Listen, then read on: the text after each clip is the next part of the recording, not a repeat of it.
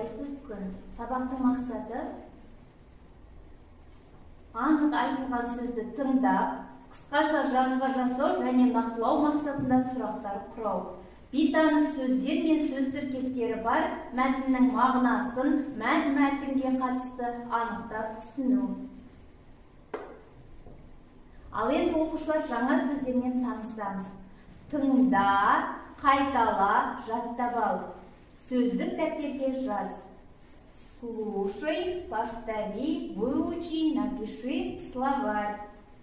Ерте рано, кеш поздно, жел, ветер, жарқырау, сверкать, жайсыз, неблагоприятный, құлау, падать, қолайлы, благоприятный, күркірейді, гремит. Ал енді оқушылар бірге қайталайық.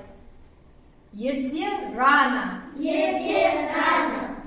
Кеш поздно. Кеш поздно. Жел, Жел, ветер, жарқырау, сверкать. жарқырау, сверкать. Жайсыз, неблагоприятный. Жайсыз, неблагоприятный. Құлау, падать. Құлау, падать. Қолайлы, благоприятный. Қолайлы, благоприятный. Күркірейді. Күркірейді. Гремит. Гремит. Молодцы. Ал енді оқушылар, суретке қарай отырып, жаңа сөздерді үйренеміз. Бірінші суретте не байқап тұрмыз? Ерте, кеш, сәуле, күрек, құлау. Жарайсыңдар балалар, сурет арқылы жаңа сөздермен таныстық. Ал енді балалар, бізге 7-ші тапсырмада мәтін бөліктерін ретімен қоймаған екен. Осы мәтін бөліктерін сіздерге ретімен қойып, оқып беретін боламын. Мұқият тыңдаңыздар. Бүгін сәуле ұйқыдан ерте тұрды. Ол бет қолын жуды, тез киінді. Таза ауада жаттығу жасауды ойлап, сыртқа шықты. Күн райы өте қолайсыз болды, жайсыз болды. Сәуле үйіне жеткенше бірнеше рет құлады. Үсті басы әбден шалшық болды. Айнала тып-тыныш болды. Сәуле жаттығу жасады, одан кейін жүгірді. Кенет жел соқты, аспанды бұлт жауып, күн күркіреді. Көп кешікпей жаңбыр жауды. Ал енді балалар, екі тілде оқитын боламын, мұқият тыңдаңдар. 7-ші тапсырма, мәтіннің ретін анықтап оқимын. Определи порядок текста и выучи.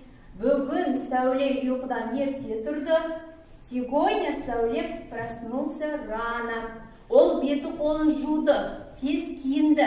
Она вымыла лицо, руки и быстро оделась.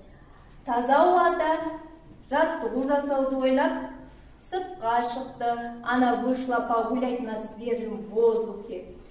Күн райы өте қолайсыз, жайсыз болды. Погода была очень плохой. Сәуле үйіне жеткенше бірнеше рет құлады. По дороге домой Сәуле несколько раз упала. Үсті басы әбден балшық болды. Она сильно испачкалась. Айнала тып-тыныш болды. Вокруг было тихо. Сәуле жаттығу жасады. Сәуле делала зарядку. Одан кейін жүгірді. Потом она побежала. Кенет жел соқты. Вдруг поднялся ветер. Аспанда бұлт жауып, күн күркіреді. Небо накрыло тучи, гремело гром. Көп кешікпей жаңбыр жауды. Через некоторое время пошел дождь. Ал оқушылар, оқып берген мәтінім сендерге ұнады ма? Ja. Бәрекелді. Олай болса, ойланып тапсырманы орындайық.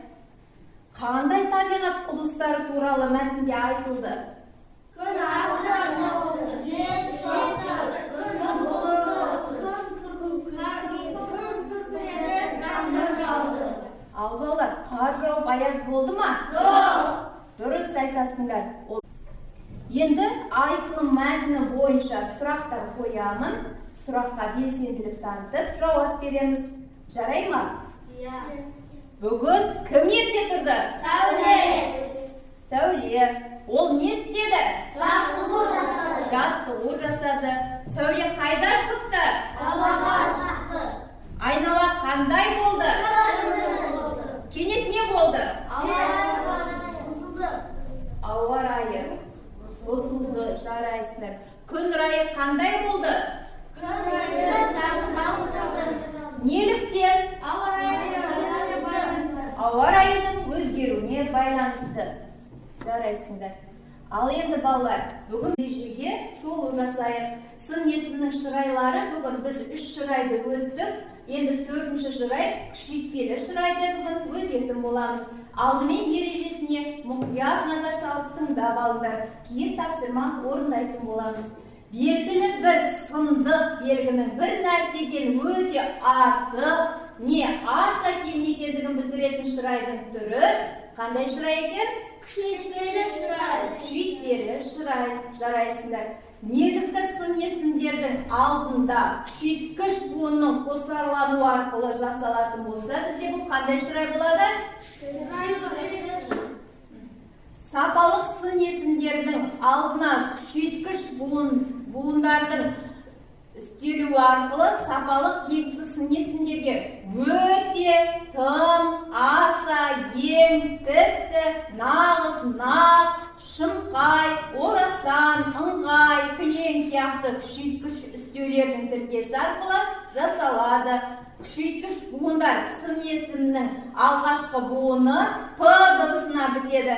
Бір, биік, жақсы негізгі сын есімдерден біз дефис арқылы жазылатынын білеміз.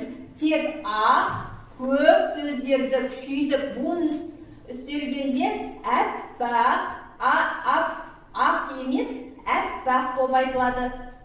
Көкпеңбек, көк емес, көкпеңбек болып бірге жазылатындығын бүгін түсінетін боламыз. Ал енді есте сақта айтарымен осы ережені бойынша мысалдарды келтіріп, әрі қарай жаттығайық. Сын есімнің күшейтпелі шырайы превосходная степень прилагательных. Қара сөзі қалай айтылады екен күшейтпелі түрде? Қара. Жылы сөзі? Жылы. Жарық? Жарық. Тыныш? Тыныш. Ыстық? Ыстық.